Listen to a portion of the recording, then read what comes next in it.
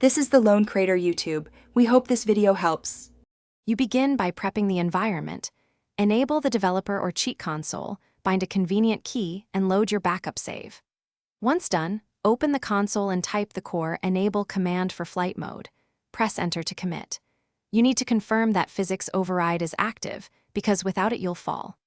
Make sure to keep one hand on the movement keys and another ready to toggle gravity or camera so you control lift and direction immediately.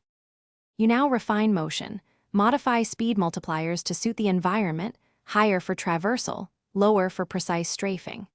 Once adjusted, use ascend and descend inputs to set altitude, blend upward thrust with forward momentum for smooth arcs.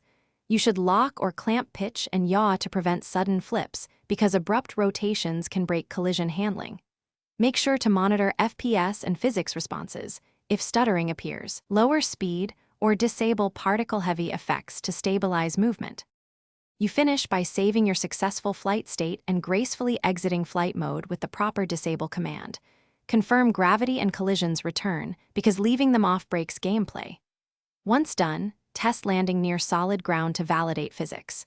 If something goes wrong, controls freeze, clipping occurs, or you fall through terrain, pause, run the reset physics command, or reload the pre-fly save. Make sure to document the exact commands and time.